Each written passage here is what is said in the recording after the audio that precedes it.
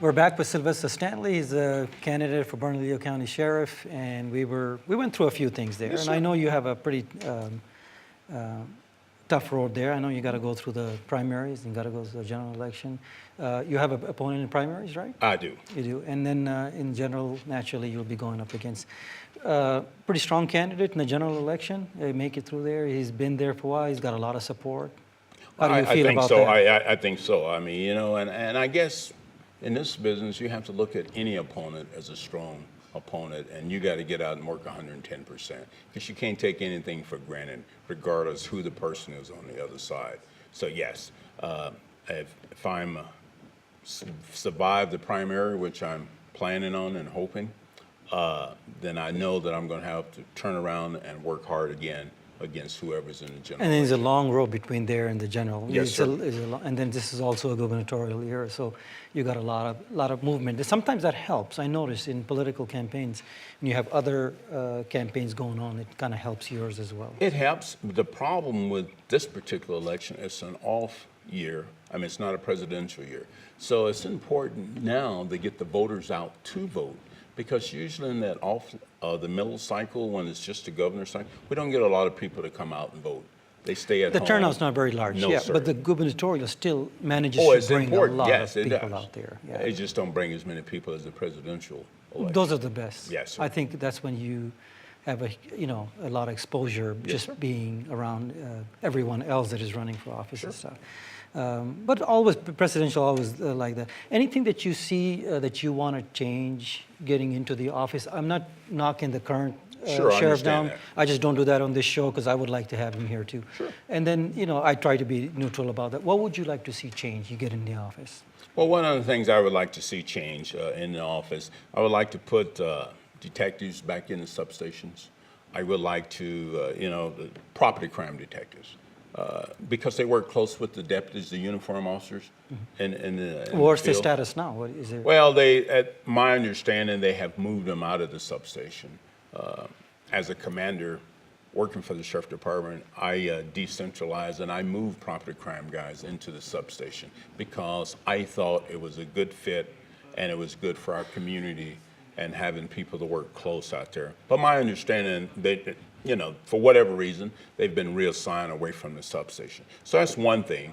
I want to see a high-profile unit, uniform officers, and some uniform officers patrolling in unmarked cars, just so we can have the upper hand on the bad guys in the neighborhood. Everybody know what they look for, the light bars on the car, they look for the patrol cars, but I want to keep that one bit of edginess ahead of the bad guys so we can patrol our neighborhoods and make them safe, catch some of these people in the act of, or prevent them from stealing equipment. And the whole idea is for prevention. But if you have to, I don't want to create a new unit. I just want the uniform guys to give them an extra tool is patrolling in some unmarked cars or being out there. One of the other things I think is very important is to extend our hours of our substations. So you as a citizen, if you need to pick up a police report when you get off work at 4 or 5 o'clock, the substation is not closed. And you have What to are the wait till hours? I think now they open until like 4:30. I want to extend those hours to like 10 p.m. so people can come in, get copies of reports, make a report, or what have you. Again, it's a partnership with the community. I want the community to be able to trust us, come there, and we're there for them to protect and serve.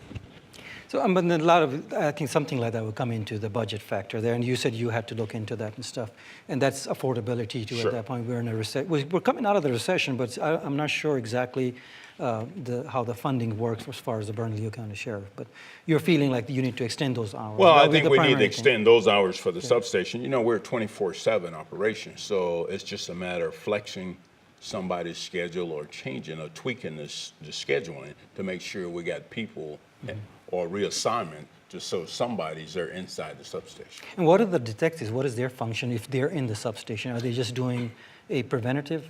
No, and actually they're closer. They're out in the field, but when they work in property crimes, if they're out there, they're talking to that uniformed deputy every day. They see he or she comes in the substation, they can attend their briefings, which is located in the substation. So they can talk to, hey, you know what, Stanley, I'm looking for this blue over white Ford pickup truck, you know. You got that better rapport with the deputies out there, and ultimately it helps the citizen, it helps us find property or individuals we're looking for, you know. It doesn't put that barrier between us as much. And so I just think it's a good fix. What would you do as far as public relations? What's your vision for Well, that? How would you, because we have an issue here with APD and all that. I'm not trying to bring up all these issues. But what would you do in Bernalillo as a sheriff?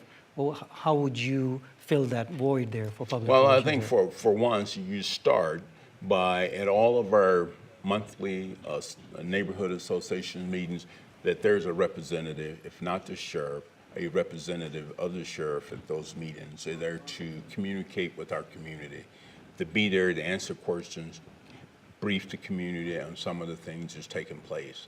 So that's one. And we'll be up front. We have that other board for public relations that you're working with all the other law enforcement entities around. You know, I believe in having a monthly meeting with a brown bag lunch meeting just with the other law enforcement agents, and we talk about the things that are going on.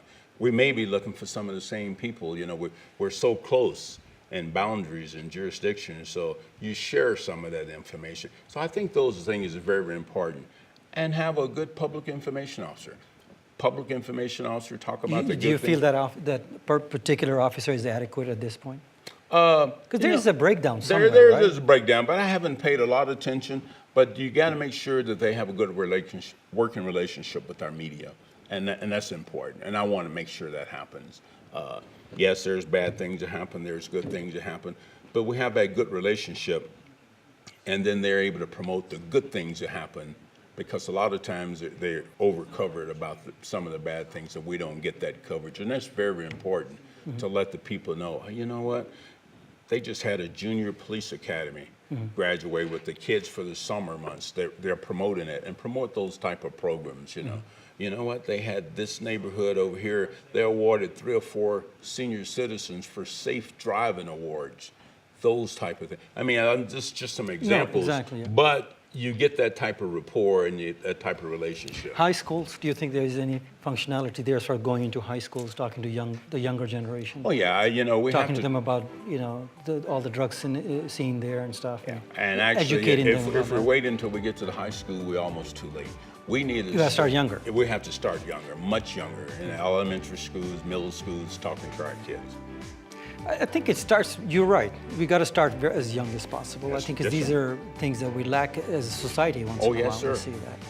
So. Well, sir, we're almost out of time here. We'll have you back. If you want to come back again, you're welcome to. I know you got the primaries, and then you're going to go into the general. I hope I will be back again in the process of the general hearing. Thank you, sir. Very Thank much you for coming. Thank you for having me. Thank you.